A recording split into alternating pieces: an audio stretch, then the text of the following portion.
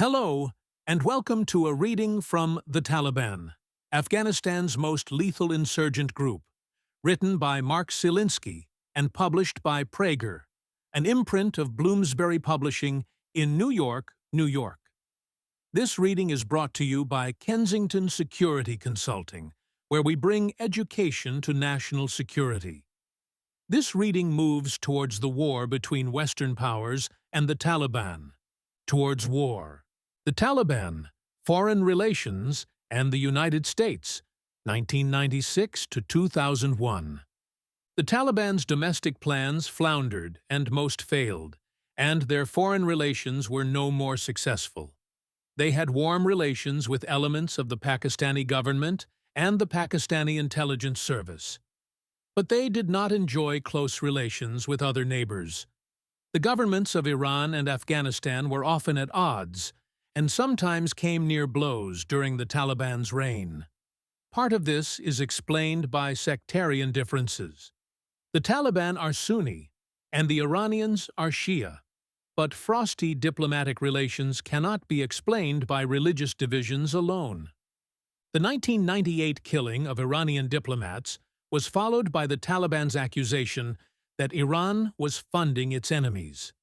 Early in the Taliban's rule, the mullahs made enemies with principles in Tehran. Iranian leaders criticized the destruction of the Buddhist statues as barbaric. Several times, Iran and the Taliban came close to war. The Taliban army threatened to deploy medium-range missiles, which may not have been serviceable, to any Iranian attack. The Taliban also accused Iran of harboring Shia enemies.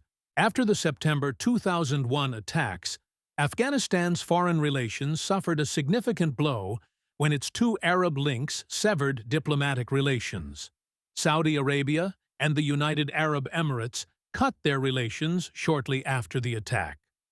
Pakistan, the only other nation recognizing the Taliban government, withdrew all staff from its Kabul embassy.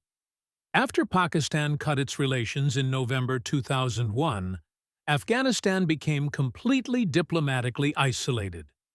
Well before September 2001, the Taliban had a significant image problem that could not be easily prettied up. It would be challenging to create a government whose political philosophy, statecraft, and social mores were more antithetical to U.S. values than those of the Taliban. U.S. Secretary of State Madeleine Albright spoke for many elites with her full-throated attack of the Taliban's treatment of women and children as despicable. This was important in Democratic Party-led Washington, where women's issues were loudly trumpeted. Hollywood stars, led by Meryl Streep, Gina Davis, and Sidney Poitier, joined the feminist majority to lobby the White House and the State Department to torque up sanctions on the Taliban, cut off aid to countries that recognized and traded with them. They also entreated Washington to increase humanitarian assistance to Afghan women refugees.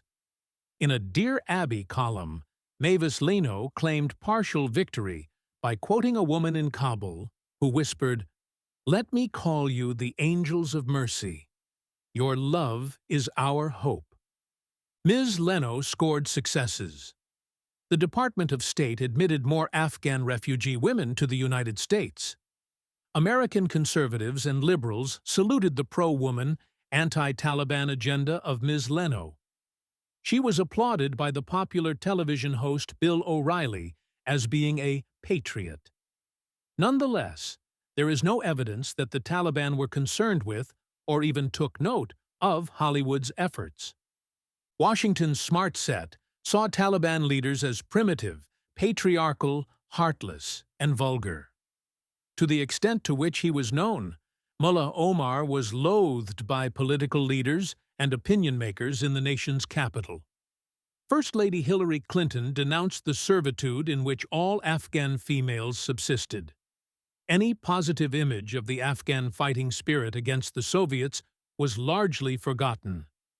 Washington's embrace of the zealous and self-sacrificial anti-Soviet Afghan mujahideen of the 1980s had long waned by the mid-1990s. Western media became incredulous as the Taliban revived the darkest imagery of the Nazi era. Statesmen and journalists registered disgust and alarm at the Taliban's plans to force all Hindus in the country to wear identity tags. In turn, the Taliban were openly contemptuous of the United States. A reclusive Omar did not show interest in warming relations with the United States, and his only verified direct contact with U.S. officials took place in August 1998, 2 days after President Clinton ordered a missile strike to blast bin Laden's training camps. In response to the attack and fear of more strikes, Omar tried to assure State Department officials that bin Laden was leashed, but Omar refused to extradite him. The Taliban explained that mandates of Afghan culture, particularly the requirement to give guests protection or melmastia, precluded yielding bin Laden, who was their honored guest. The Taliban leadership claimed that they could not relinquish him to the United States without weakening the Taliban's global prestige. However, the U.S. State Department was not swayed by this argument. Senior leaders proffered evidence that bin Laden was directly tied to many terrorist activities and plots. Diplomatic cables revealed bin Laden's imprimatur in other high-profile plots, including a plan to blow up U.S. airliners in the Pacific. In response, the Taliban underscored they have always and always will condemn terrorism, including hijacking. Though the August 20th, 1998, missile strikes quieted, if only temporarily, Mullah Omar, it had no such effect on his most infamous guest. Ever loquacious, bin Laden continued to inveigh against Americans, Jews, Christians, and other non-Muslims. He became particularly vocal after the missile strike and reiterated his fatwa, religious ruling, urging Muslims to kill American, British, and Israeli citizens, and he also reserved the right to use weapons of mass destruction. According to declassified State Department cables, Mullah Omar hoped to open a dialogue with State Department officials in August 1998. In October 1999, the Taliban suggested a trial by a panel of Islamic scholars by the Organization of Islamic Conference or the United Nations. The White House was not persuaded. Thank you for listening to this reading from The Taliban, Afghanistan's most lethal insurgent group. If you enjoyed it, please consider subscribing and liking it. Nothing in this book represents the official position of any person or agency of the United States government. On behalf of Kensington Security Consulting, thank you for listening.